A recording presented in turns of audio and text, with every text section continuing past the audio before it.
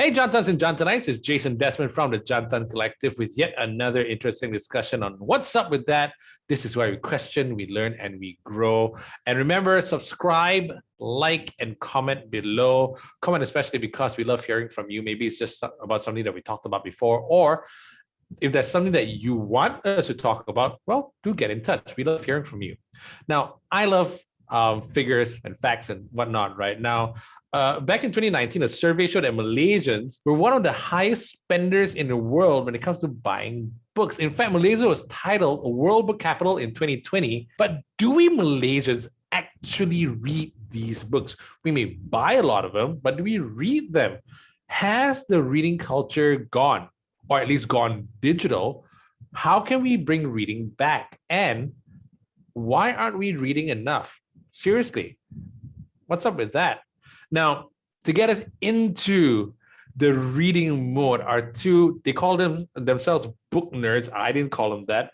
And to get me, at least, into the reading habit, because Lord knows I need to read more, is Honey Ahmad, an old friend of mine that I've known for yongs, and we keep bumping into each other here, there, and everywhere. And I'm like, hey, after we disappear for like years.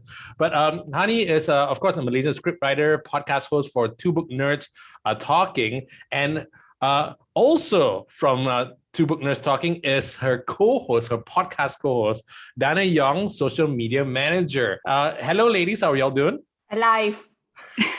That's all we can hope for nowadays, isn't it? My God, the numbers are crazy. Yeah. No, I've stopped looking because, it just, because somebody would actually share it on WhatsApp. I don't even have to seek for the numbers. Yeah, no, that person would be my mom in my case.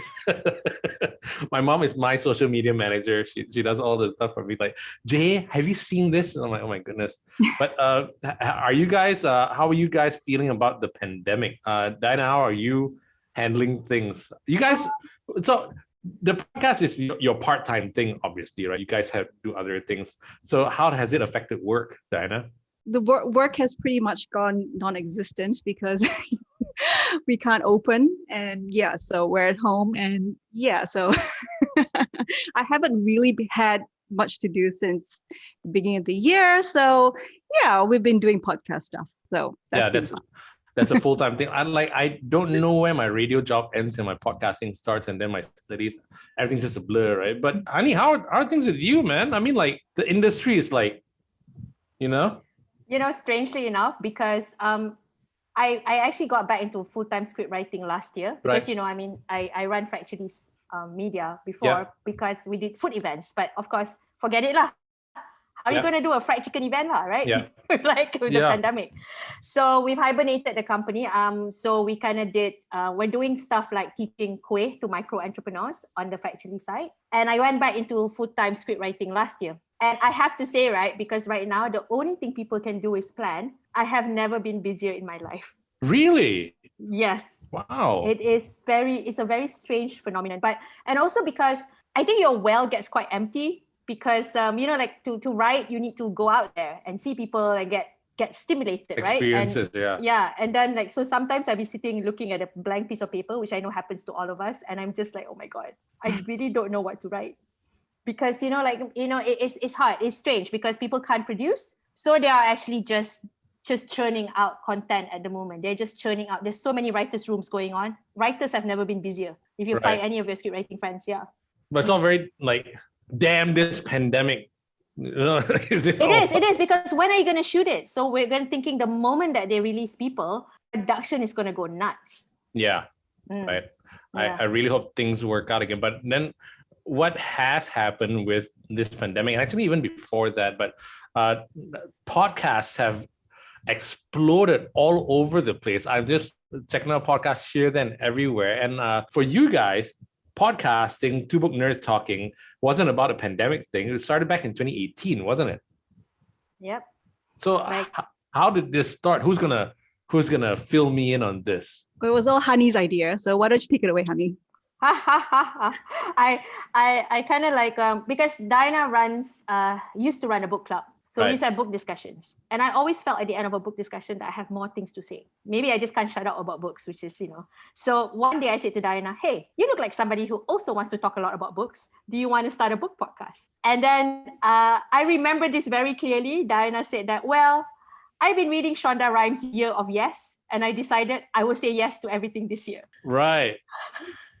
I Was think there something it was going the on only in your thing life I at the time? said.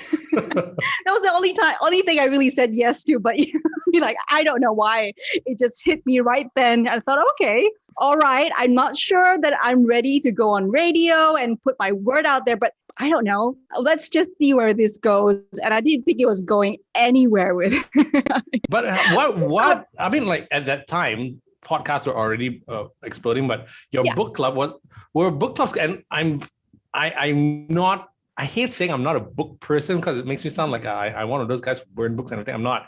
I love books. I just read some very boring books. But book clubs, are they quite active in Malaysia in general? Yeah, you definitely find some. What really started it was I started a Facebook group called the KL Book Appreciation Club, and this started back in 2015. And I think at that time, I probably was the only group on Facebook that really was for talking about books rather than buying or selling, because there were other groups that did that. So Right. a lot of Malaysians actually came in, and I think because everyone was just saying, I love books all my life. I've always wanted to find more people who appreciate books like I do, but I've never been able to find a community. So, from there, it's sort of like branched out into discussion groups and, like meetups and stuff like that. So yeah, I mean, they do exist. There are some groups that have branched out from me, from the KL Book Appreciation Club, and they've actually gone on to be very, very active. And you can find a lot of them actually. How often do book clubs meet? Some meet more often than others, maybe once a month usually. But I mean, like some people break them down into like books, like like they have different weeks they would meet for different topics and stuff like that. Right. So you only attend the one that you're interested in. That's something you could do. I mean, like there are many book groups that there are even some that you just gather together in one place and everyone just reads their own book. And I suppose now book clubs still exist, but just not just on Zoom. Yeah. I suppose nowadays, Yeah. right? Yeah, online. All right. So Yeah. now the podcast, though, Honey, were you like, why a podcast? Why walk up to Diana and say we should do this? What was the real purpose of the podcast for you? I call it my midlife crisis. So basically, I think I was doing so much client work at a certain point, and I just wanted to do something where I don't have to chat with people on content. So I guess I wanted to do something creative, but just something that I have full control over. I know you know what I mean, because you've had done a lot of client work in the past as well, right? So sometimes you just feel like, oh my God, I just want to do something that's my own. And because of the fact that I my company is a media company, so it wasn't hard to find a microphone that I can just borrow. Right. Me and Diana did our first podcast in a cafe, which was a big mistake. Because you had all the ambient noises. Remember, that was the point. We were going to pick a different cafe every session. Wait, what just do you mean? Like ambience, Right. It must have been a very happening cafe then. It wasn't. We tried to pick a really quiet one, but we tried, but it was still noisy. Yeah, because like when we were editing, right? Then you will always have if that's background music, suddenly the background music will skip. But if somebody has a noisy child, it's actually more about the music because the chill out music that they play in the background, right?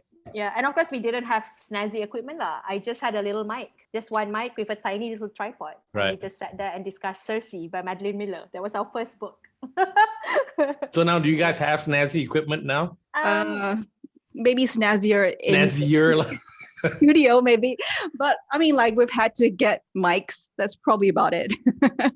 Yeah, I mean, it's a good thing that at the same time we kind of met the boys from Renegade Radio because they wanted to start a Hantu podcast at that time. So they wanted to find people who would write Hantu stories for them to talk about, so they asked Diana whether they could post an advertisement for people to submit Hantu stories on the KL Back. Right. And then Diana said, oh, podcast, funny you should say that.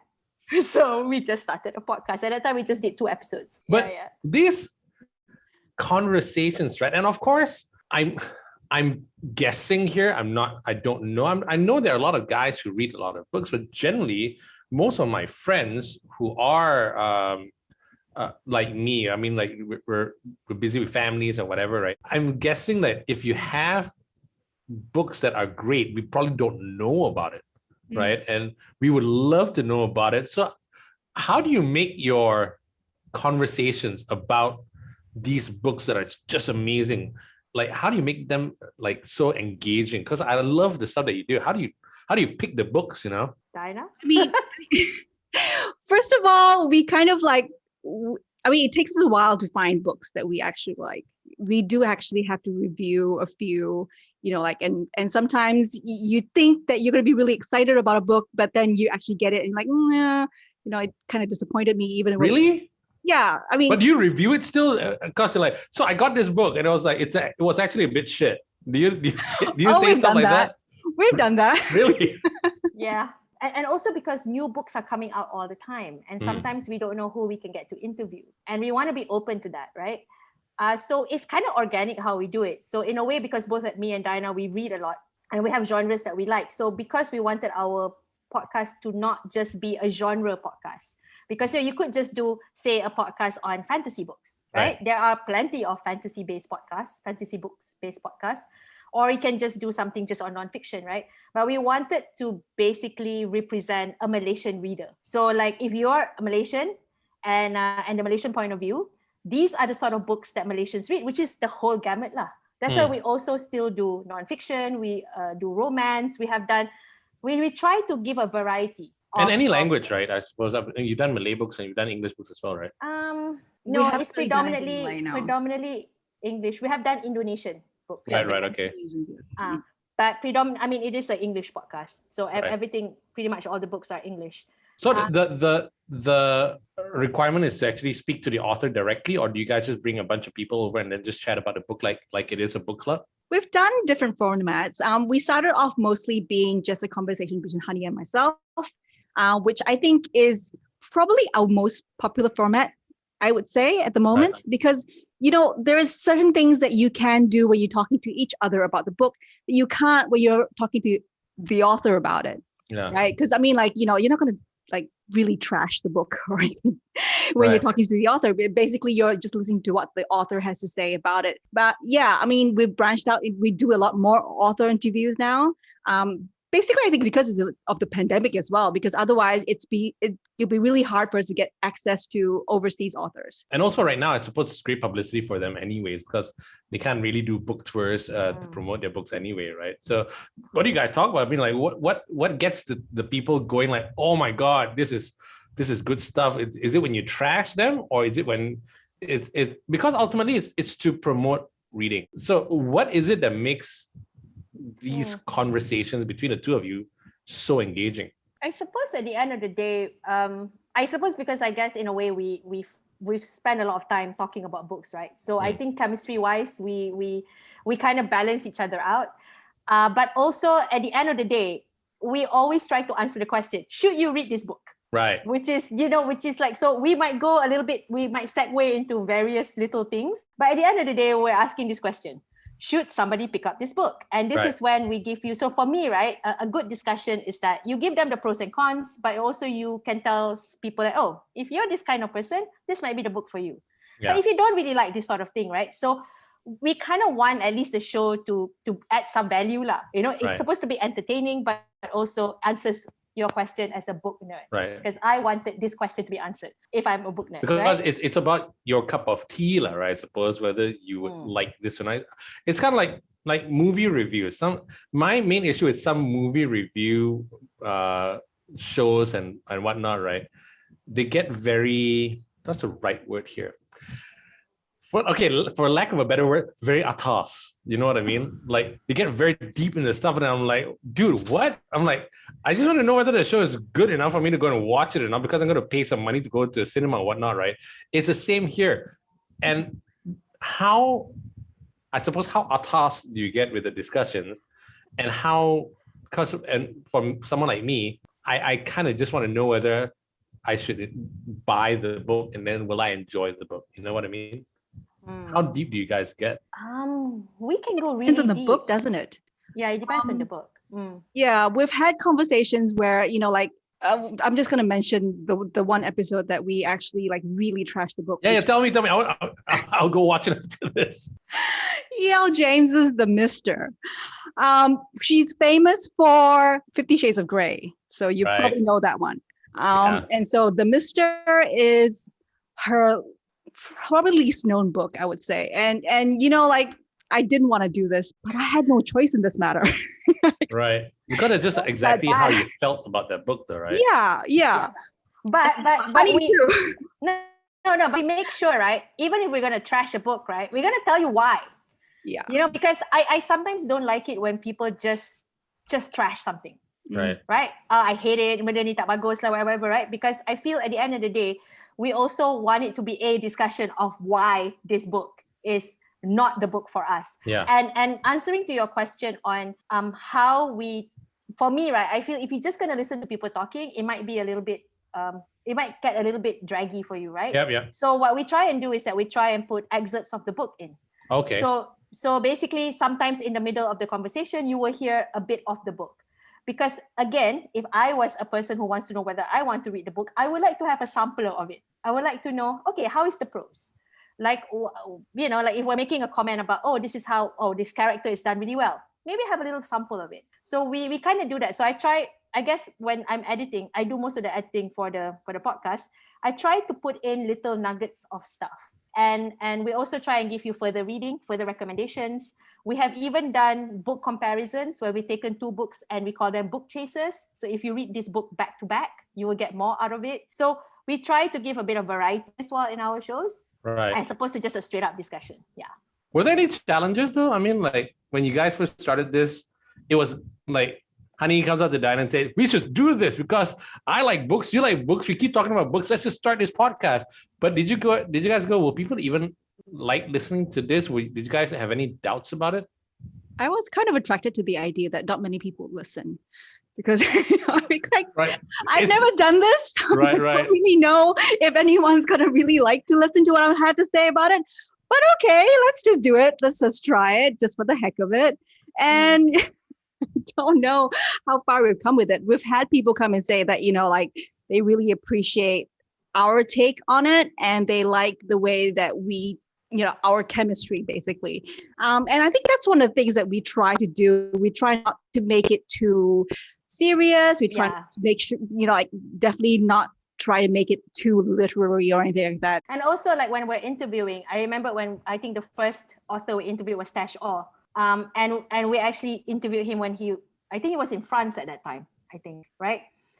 So again, there was a lot of firsts for our podcast, even for Renegade Radio, right? Because both me and Diana are kind of gung-ho in a bizarre kind of way that we just, okay lah, let's just do this. So in a way, like Renegade will be like, all right, let's do it too. So I think it helps that you will have gung-ho people on the project that, what's the worst thing that can happen? The author gets a bit upset with us, right? And we make it a policy. We would never ever agree to an interview until we've both read the book. Right. So even when because now we get people pitching books to us, right? I'm from here, so and so. This is my book, and we always say, yeah, we have to read your book first because we will never agree to an interview without reading. So I think as long as you've read a person's book, they know that you've read their book. It's like reviewing food. It's like you got to taste the dish first, right? Exactly. But plenty of book reviews out there, people just read the blurb. They don't necessarily read the whole book. Interesting. Yeah, because actually it takes a lot. I mean, it takes a lot of commitment to finish a book, right? Yeah. And it's a good thing that both me and Diana are quite fast readers. How fast do you guys go through a book? Depends on the book. I think maybe between a good book, a shorter one, maybe it could take maybe a day is if like an optimistic estimate maybe, but usually maybe 3. Have you guys read Harmony Silk Factory? Not that one. Tash Orr, no. Yeah. I have a long time ago. I haven't even gone midway through it. It's been years since I've had that book, and I'm like, I don't know why I'm having trouble going through it. Yet, like stuff like this, like Dune, like what, like a day I finished it up. Partly because I'm a sci-fi geek, right? So I just kept going. It's kind of like binge watching something on Netflix, right? So I just couldn't stop reading it. But what was the longest it's taken you to go through a book? Oh my God. I've had books that I haven't even finished yet. Yeah, definitely. But Some books so you guys do like multiple books at one time? Yeah, I do. yeah. Right. Okay. I'm a poly Across reader. different formats. I mean, like if I can't really get into a book, like I think the last one that had me really going hard was Barack Obama's memoir. Right. I just couldn't get into it because it was so wordy. So I had to audiobook it. So I mean, like there's always those options. Yeah. Mm. That's my thing. I love audiobooks partly because I have horrible eyes, and after a while I get very tired. So like, especially if you get a really good voice, Yeah. like Morgan Freeman in the background or Tom Hanks, those really, really help, right? So it's nice to know that in your case, you guys are professional book readers in a way and reviewers, right? So that you guys even get audiobooks and everything. So it gives a lot of people hope because we want audiobooks. to get into reading. Yeah, No, you know, I mean, audiobook. and audiobook is reading. Yeah, It's still getting the gist. It's just knowing the story. I don't know why people get so hung up over ebooks and normal books over audiobooks. It is still reading, I feel. You know, Okay. you're still getting the story. Yeah, So, that's the whole point, isn't it? You just Yeah. want the story, mm, mm, right? mm. But how do you feel? Okay, and I'm my producer is going to be very upset about this because I'm just skewing because this conversation is great. How do you feel about books like Lord of the Rings? Let's just say Lord of the Rings, right? And I freaking love Lord of the Rings.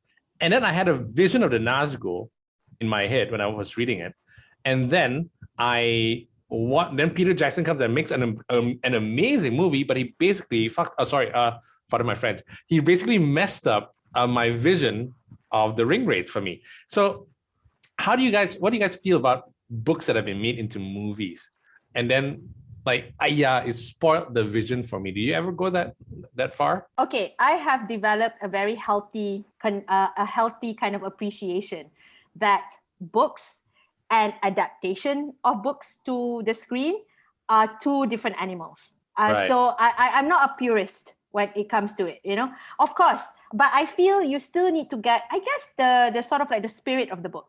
Right. Because I also feel that movies that follow too closely to a book or a graphic novel sometimes doesn't get there either. You know what I mean? If you're if too slavish to the book, it sometimes just doesn't translate that well on screen. I like authors that say that, you know, my book is my book, but the adaptation of my book is actually the director and the script writer's jurisdiction. You know what I mean? Because it is it's a different medium altogether.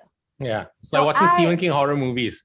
It's kind of like, hey, it's almost like that, you know, but yeah. But in saying that, I have been disappointed by some adaptations, I suppose, you know, because I know what you mean, right? You have it in your head and sometimes things should be left to the imagination, right? Because once it's in front it changes. Of you, it's going to be in your head.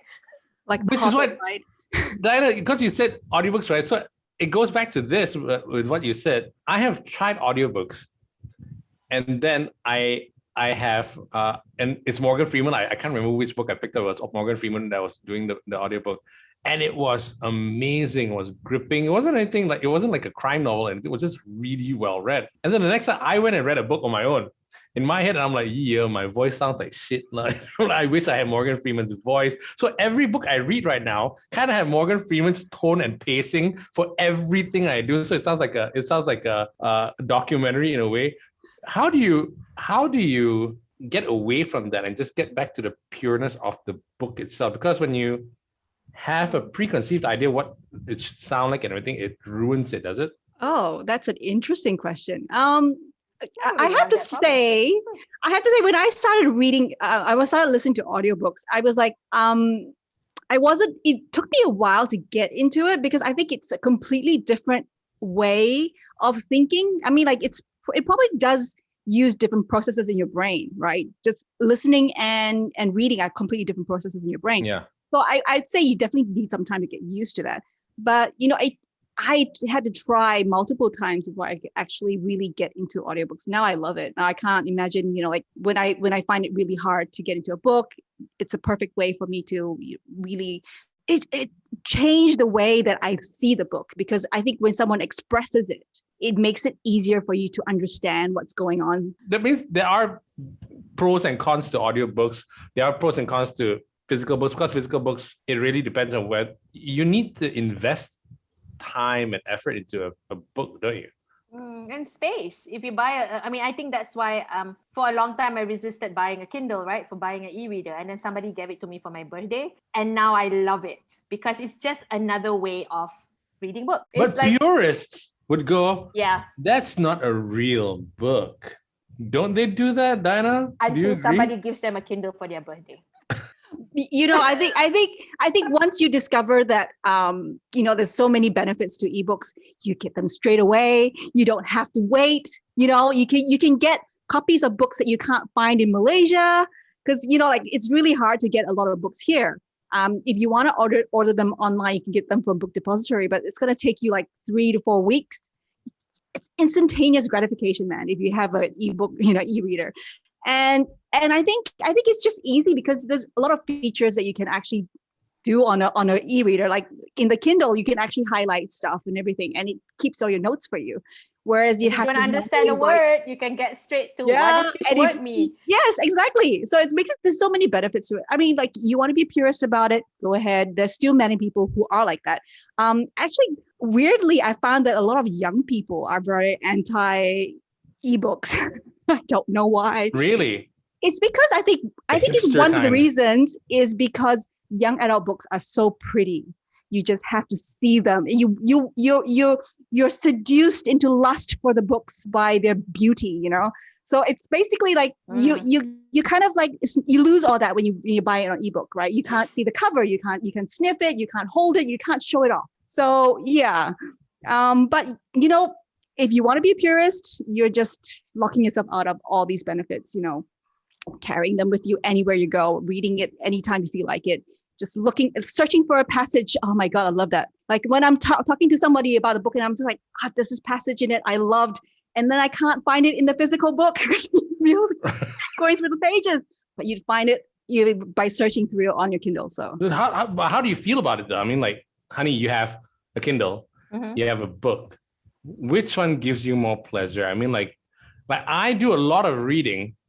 I'm gonna laugh about it. I do a lot of reading when I'm in the bathroom, right? Yeah. Because it gives me, I don't know why, I just like doing it in there. But which is better for you? Like, do you bring a Kindle in there with you, or do you bring a book in there? I've done both. I don't feel that just because you love something else, the other thing should get jealous about it. I think there's enough room in your heart for both things. If you're a book nerd. And also I'm seduced by pretty books as well. So I find what's good about an e-reader is that you can actually check out a book, you can read it, and if it's certain books like potboilers and crime novels, right, you're not necessarily going to read them again. So you actually don't really need a physical copy of that. Yeah. But if you do like something, you really, really love it, a lot of people actually go out and buy the physical book for their shelf. So I've done that before. So in a way, it kind of saves the space as well, because it's true. Some books you really don't read again. But some books you do want to keep because you love it, right? And you might want to, give it to someone. Yeah. So yeah. But I get the it looks so pretty. I want it right now because for lack of a better term, I suppose you're literally judging a book by its cover. Definitely, there are some pretty books out there. I'm definitely in the camp of read it on ebook first, and if you like it, you get a copy to keep, because besides, they're always there and they always come up with different editions and even prettier ones all the time. So. Oh my God. Yeah. How many different editions of Lord of the Rings are there out there? I know, right? Yeah. And Harry Potter and this and that, whatever. Right? Yeah. I mean, if you are a person who loves covers, you're not going to have any money. You're not. Yep. Right. Actually, do you guys know the stats at all about like whether, because apparently, according to this survey, Malaysians are one of the highest spenders in the world when it comes to buying books. Are we actually reading those books? Are people just like investing in books? Are there books that appreciate in price because it's the first edition or whatever it is? Is it really true that Malaysians are reading more now? Oh, wow. I mean, this is such a disputed thing, I think.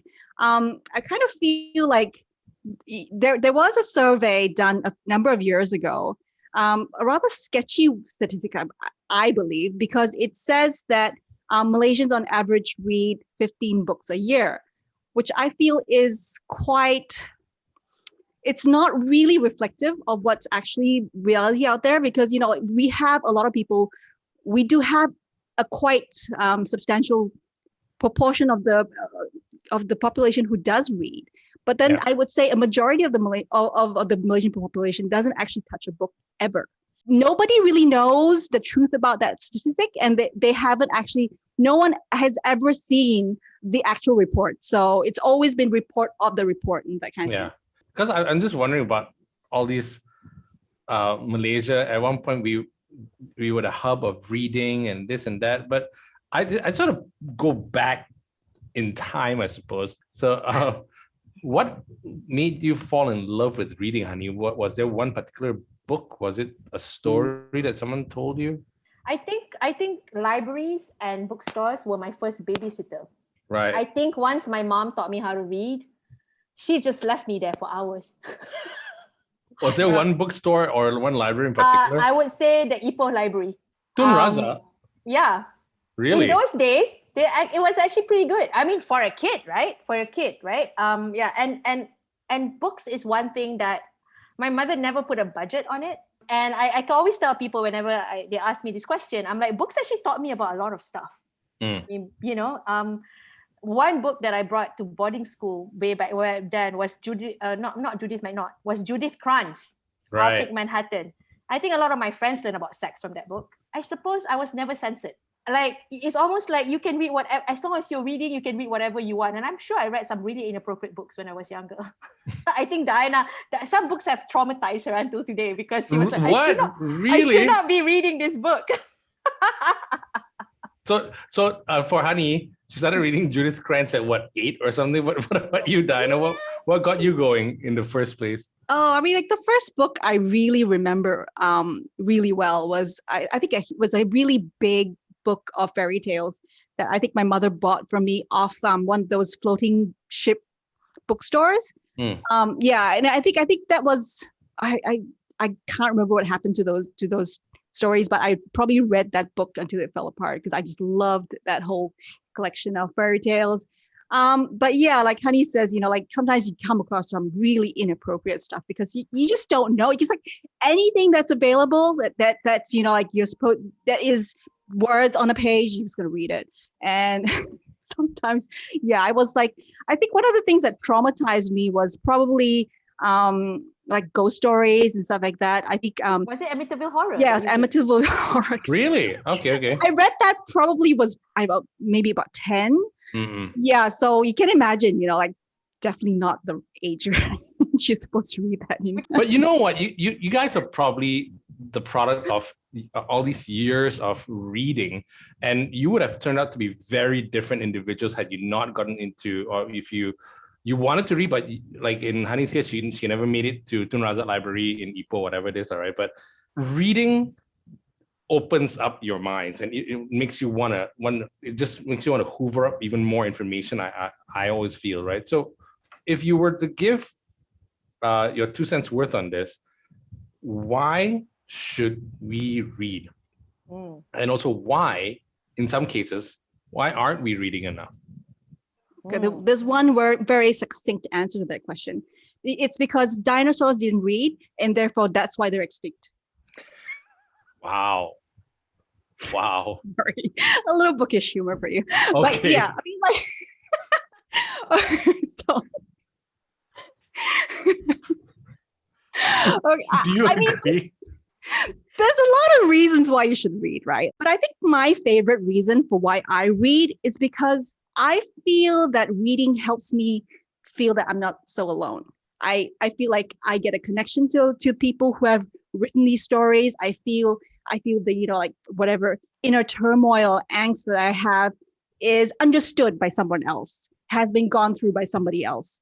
And kind of like, because, you know, like we're just these beings that walk around. We're basically inside our own heads all the time. You know, like we're constantly looking for this connection with another person. And I think the best way to find that is to have stepped in the shoes of somebody else by reading what they wrote. And right. I think that's one thing that you really, really can't find in many other mediums. So basically getting a peek into the person's inner workings of his mind, and then you're like, hey, he's feeling the same way I feel as well. Okay. I Honey, think what that- about you? Okay, like I said, reading for me has been like it has given me knowledge that probably adults would not give to me. Right? Okay, so that's one. Right. Secondly, I am a believer. I think people who read kind of slightly believes in magic. I don't know how to explain this, but I'm a believer that sometimes the right book finds you at the right time of your life. And I think this is why perhaps there are certain books that you start reading and then you feel that you can't finish it.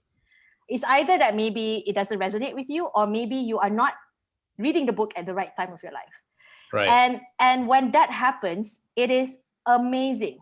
It really, as Diana says, it really makes you feel less alone in the world. And that has happened to me so many times when I was going through grief, right? I actually found books that have comforted me. So I'm not saying that, I love people and people have been, I've got great friends, I've got a great family, but somehow books, it's just that additional support that sometimes you get, and you get unexpectedly as well. And, it's a very kind of giving kind of hobby, I feel, because you get so much from books. So I don't know whether that kind of explains. Yeah, it does.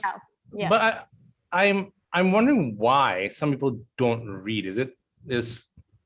Has social media come into play so much that people just forgot about reading books and they just checking out videos on TikTok and everything nowadays? Is that one of the reasons why people aren't reading much anymore? I think it's how you get into reading. I think a lot of us who actually are big readers, maybe at some point in our lives, we had adults actually read to us. We have actually reading is storytelling, right? So like telling a story to somebody, I think is one of the most basic human. People do that, right? It's like even before there was the written word, people sat around a campfire and told each other stories, right? So I feel that maybe when they were kind of growing up, perhaps maybe they not necessarily come from a household that reads. So you need to discover reading on your own. And sometimes they'll get into reading with the wrong kind of books. You know what I mean? Maybe that's why certain people only read nonfiction, because to them books is schoolwork, is school, right? So I think if you don't actually somehow get exposed to it, that reading can be pleasurable, or reading, like as you say, you might pick up Dune and then that made a reader out of you. Yeah. So maybe not everybody is as lucky as perhaps me and Diana, who had families who love reading, who had libraries that we can go to, who maybe picked up the right book at the right time. And it's never too late, JD. It's never too late to actually get into it. Right. Maybe find the right book at the right time in your life. No, but reading though, Yeah. does it have to be books, or if someone likes reading magazines, is that a different level, or like because there are some people who say no, that's a different kind of reading. You want to be a proper reader, you have to read novels and this and that, wwhatever it is. What do you think people read magazines all the time? There's nothing wrong with that. I mean, I don't. Definitely everyone gets different things out of it. You get some really good, really in-depth analysis in magazine articles. I mean, like there are short stories that you don't have to read that much, but they have so much to say, right? So I mean, there's no reason that some people, if they're really being purist, even like graphic novels isn't even reading. But like you can get a lot of them out of them as well. I really feel that a lot of people don't pick up books because they just don't surround themselves with enough ideas about books, or they're not in places that talk about books, or they're not around people who read. So maybe that's something that you should try to do. Like there's bookstagrammers, on Instagram who talk about books all the time.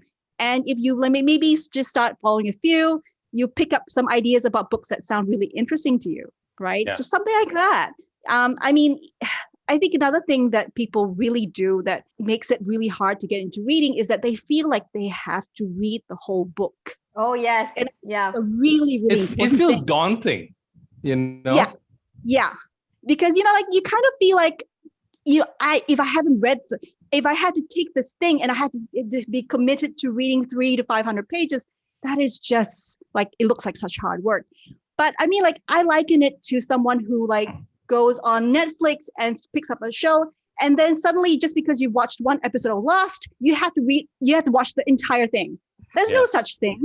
No Yeah. one says you ever have to do that on TV, but that's not what people feel about But books. if you do feel like you're gonna get sucked into it and you're gonna watch the entire box set, that's completely up to you, lah. But it's you just follow your own pace, lah, basically, right? And also, yeah, I think, it's okay to stop. And also, I think maybe people also sometimes think that they have to read the classics. You know, like, Mm. oh my God, I have to read War and Peace. And Yeah. you know, the beauty about living in today's world is I that tried to, by the way. I cannot but- work. but I'm like, you know- what the fuck? I'm like, no. but you know, like I think at least we live in times now when the diversity of writing, the diverse, you know, like there's so many different voices now that you have access to. Like Yeah. before, I would say to Diana, when we're learning literature is basically dead white men. That's what you're studying, right? And Yeah. that really is one point of view in some ways, even if they have a variety of different stories, right? Mm. So today, I feel that there's so many different ways to get into reading, so many alternatives. So like novellas, you can read.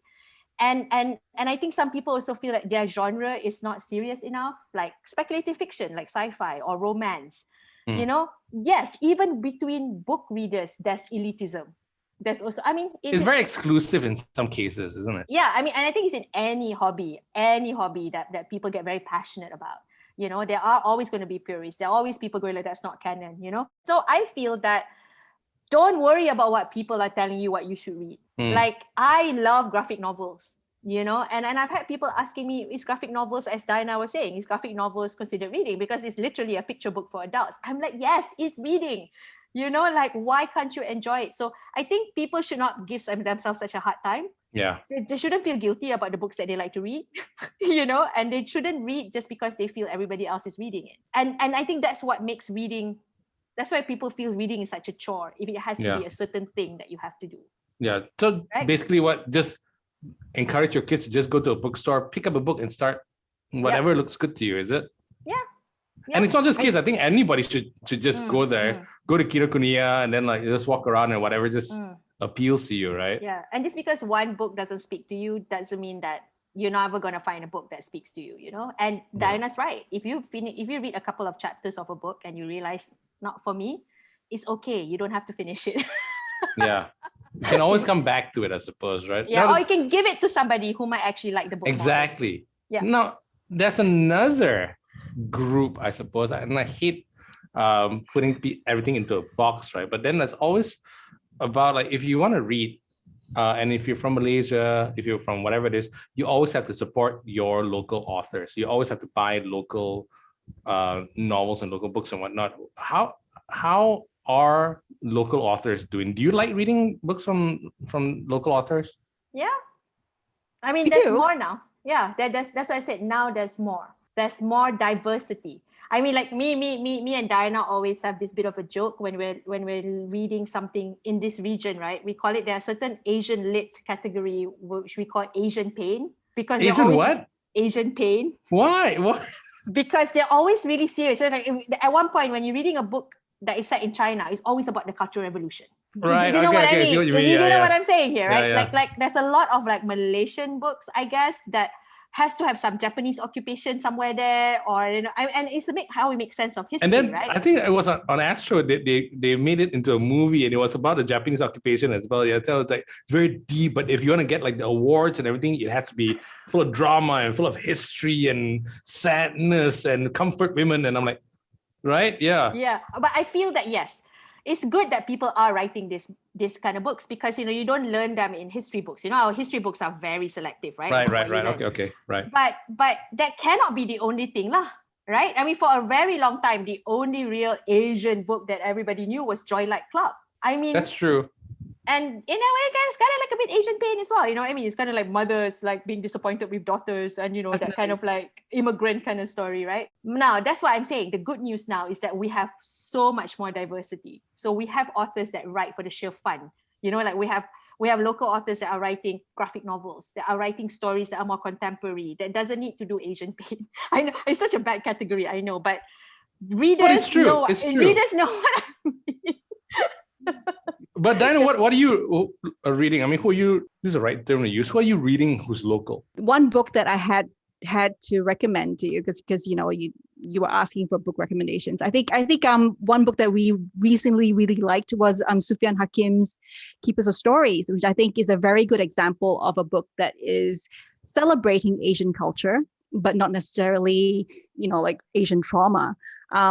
It's a really interesting book in many ways because it's a book that's so compassionate, and it's multicultural. It's all about the history of Singapore and how it was developed, and also it ties together all the history of all the different races and stuff like that. So it has stories from Chinese mythology, from the Indian experience, and it even has this completely hilarious take on the Bujang Lapok story, which I think everybody has to read because it's just, it's just amazing. I think that would be something that if you're not sure that you want to read and you just want to be entertained and you just want to try something out, that's a good book to start with. So that's one, I think that's one author to look out for because he writes really quite entertaining and I don't know. And I don't know many people who write like he does because he's got this irreverence and he's got this certain even though it's irreverent, he's trying very much to really highlight how much he loves his country. And I think that's a very hard kind of line to toe, and he does it really well. I would say like Zan Cho's Blackwater Sister, her latest book, is pretty cool. Blackwater Sister because air hitam, so it's set in Penang. Oh, right. Okay, yeah. Yeah, and it's about like basically the cult of spiritualists. And this girl that comes back after living in America with her parents, she's gay. She doesn't really quite know how to tell her parents she's gay. And she gets caught up in her grandmother. So her grandmother comes to haunt her because the grandmother has unfinished business. So it's got a lot of supernatural creepiness in it. But it kind of also has a lot of love for Penang and the culture. And, like just like nosy aunties, things that that is part of your culture. And, and that was fun as well. And I think legitly I would like to see that on film because there's some legitly creepy moments in that. There are really good local authors and everything. So I suppose it's just about us not knowing because it's much like how sometimes when it comes to music, it's always like, oh, I'd rather listen to an American artist than a local artist, but then they're just as good. But then you write about the Asian pain, like music last time, it was rock, Malay rock. It would be like some Jiwang rock and everything. But nowadays, we have Yuna, who's gone over, and it's great music anyway. So I suppose it's just a sign of the times that even our literature is changing and there's some good stuff. I'm definitely going to check out this. So not Aitam. Sorry, what was it? Just not Blackwater. What? Blackwater Sister. I'm gonna go check it out, man. Yeah. So too, yeah.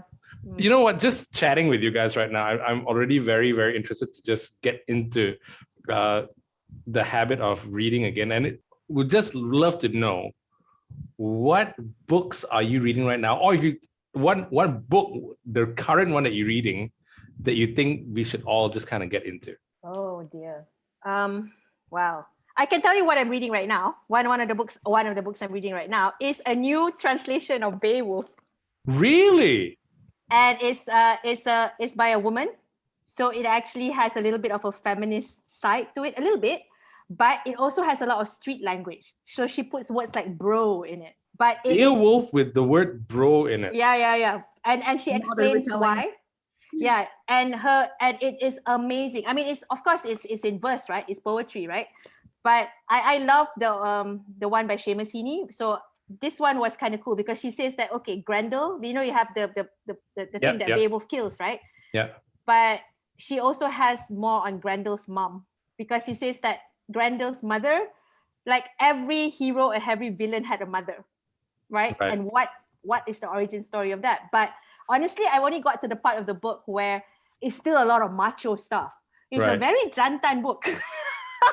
That'd be great. Okay, so Jantans, go pick it up. Yeah, I mean, like, even if you don't like poetry, it's just so epic to kind of read it. And it's got all that kind of like chest thumping, like, I'm going to kill this monster. It's like really cool. Okay, Diana, what about you? The book that I'm currently, I'm listening to this on audiobook.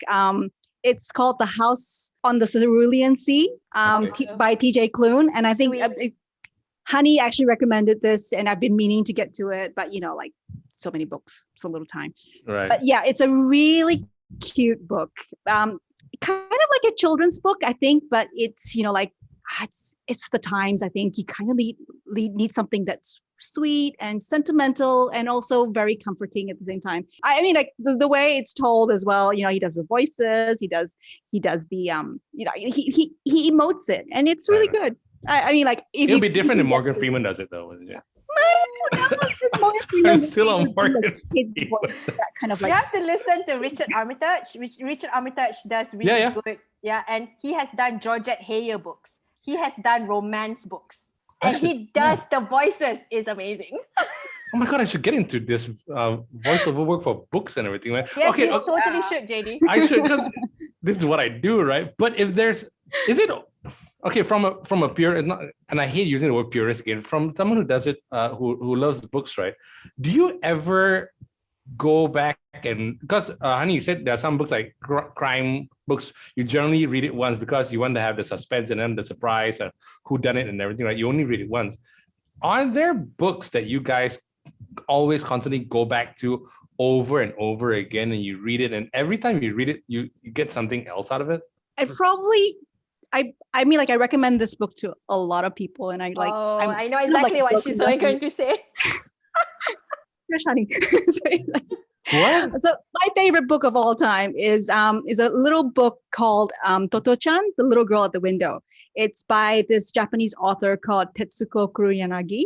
And it's actually the memoirs. She's a UNHCR ambassador, and it's her memoirs of when she was a child growing up in wartime Japan. And contrary to what that sounds like, it's not an Asian pain book. It's actually a book that celebrates the simple joys of childhood, like the small quotidian experiences that have such profound experiences upon our life, and I think I recommend this because, it's a book that children can read. I first read it when I was 8. Children can read it, parents can enjoy it and really get a lot out of what it really means to give a good education to a child and what the value of education is. And educators, basically, I think educators get a lot out of it as well. But Honey, you don't reread, right? I don't really reread. Was there any one book that kind of changed your life? There are a couple of books that, I would say I would recommend I Captured the Castle if you're looking for like a young adult kind of book by Dodie Smith, because it was one of those recent reads that I think I might go back to, because it's just basically about a girl who lives in a castle because her father is a writer that actually decided to buy a castle. Right. Okay. So it's kind of like coming of age. Right. So if you like kind of coming of age kind of stories, that's kind of nice. I think a recent one that both me and Diana like is How Do You Live, another Japanese book. So How Do You Live, again, is a book about growing up in Japan, but growing up in the 1930s. It just got translated. It's going to be a Miyazaki film. Nice. And in between the story of the main guy, the main kid, a 15-year-old boy and his friends, you actually have life lessons in between it. So his uncle actually gives him life lessons. So you actually learn quite a lot of stuff about Napoleon, and you learn stuff about, Buddhist statues. So I think Japan has some really cool books. I was just thinking about that because you both picked Japanese. Was it just something about Japanese books that has a certain theme to it, I suppose? I don't know. We both like Japanese books, don't we? Kind of, yeah. I was gonna plug 1Q84. What? Oh, Murakami. Like, if you're gonna ask me what book changed my life, I was like, I have a lot, but the first one that came to mind was Haruki Murakami's 1Q84, which was the book that kind of like, because I was looking for meaning of this book, that's why that kind of galvanized me to go and do my master's in English. Right book, right time. So so it kind of like, I guess that changed my life. Yeah. Nice. Okay, you guys read a lot. Any plans to write a book together, maybe? I have been trying to get Diana to write a cookbook with me. Really? Oh, okay. And I want to right up your alley. Okay. And I want to call it Two Booknets Cooking. And automatically, because we do this, right? I see like a series coming on, like a documentary or whatever it is about you guys cooking together. But Is that something that you guys are consciously thinking of? I kind of revisit this idea ever so often, and Diana will be like, really? You know, I'm pretty sure Diana has a couple of books in her. I'm constantly writing. I guess I'm script writing at the moment, Yeah. right? I'm constantly. I would love to write some children's books. I wanted to do a series of children's books on kueh because you know I've done a project on kueh, right? Yeah, so I wanted to do like the Mr. Man series where you kind of I wanted to do a series of kind of like little picture books on different kuehs and what they get up to. But I don't know. There's so many things to do at the moment, so Yeah, I mean, like Honey's cookbooks idea is something that kind of terrifies me because like it's kind of like bearing your soul a little bit. But yeah, I mean, like that's probably why I've been working on and off over the years on something to do with like some Chinese mythology kind of thing. It's kind of a riff on like the snake spirit story, but yeah, it's not something that I really Lady Whitesnake. Yeah, right. But I don't want to put too much out there because I keep changing it. I don't know where it goes. So. But think of the other, because you've been affected by these books because you said you don't feel as alone anymore when you read books, right? So maybe it will help someone else. So maybe you should do this thing with Honey, because Honey, once she has an idea in her head, she's gonna go ahead with it. You know that, right? I unfortunately Diana has discovered this, I think. So she sometimes she's like, should I say yes to Honey? Because I don't know where this will lead me. Yeah. Because here we are 3 years later, still doing a podcast. Yeah, she won't let up, man. So okay, actually on this podcast, right? Since you mentioned that you guys have been doing it for 3 years. So what's the plan for the future? What's immediate future? We're actually working on a couple of projects right now. One of them is together with Empower, which is an organization that helps, underprivileged women. And this project that we're doing with Empower is to tell stories about women from marginalized communities. So yeah. basically we wanted to give them a different way of people getting to know the issues, because sometimes when you talk about issues that are very serious, people might just shut off. So we wanted to put something fictional, like a narrative structure, right? So we wanted to do audio stories where you actually listen to an interesting story and the character just happens to be trans, as opposed to that being their only identity. Right, I see. Yeah. So it doesn't start off with trans and then this is the story. It's a great story, and by the way, it's whatever. Something like that. Yeah, because unfortunately, when you are part of certain communities, that is what defines you, and you know that that's not true, right? Yeah. And then after that, we just wanted. So we thought it might be kind of interesting to do. So we also love to do things like try and find different ways to actually like make our podcast interesting for us as well. Because I feel that it has to be fun. It has to be fresh for us as well. Yeah. Keep on going, or else you just end up getting bored of doing the same thing over and over again. Correct, yeah. You want to challenge yourself as well, isn't it? We always do this with all our guests, and we just generally want to know, because the whole point of the Jantan Collective, the whole point of this is for all Jantans to be better versions of themselves. I'm going to go question by question, and I would love to have answers from you guys. So let's start with Diana on this. From an angle of a book nerd, any advice for Jantans out there? I know that some men have started to pick up romance novels because it gives them an into the psyche of women. And if you can understand what women find sexy and interesting and romantic, you probably find that, you can probably make them a lot happier with you. I think every Jantan should probably know how to cook one great meal for the woman that they love. That's a really word. I mean, ladies really like a guy who cooks, huh? Yeah, it doesn't have to be terror. Just one. If you can make really good scrambled eggs, sometimes just making a good cheese sandwich, a grilled cheese sandwich, is good enough to get to a girl's heart. Nice. So what does that make me? Because I make like a really good ayam goreng gajus. Oh, well, they're the next level Jantan already. Kan, this advice is not for you, my friend. Right. What do you think is the biggest challenge facing Jantans today? I think they need to rethink what it means to be a good man. And if you don't know why you need to rethink why you need to be a good man, you should probably read Adam Grant's Think again. This is a new episode that we just came out with this week. Think again, Adam Grant. Okay, we will. We should get that book. Okay, what do you think is the biggest challenge facing Jantan today, honey?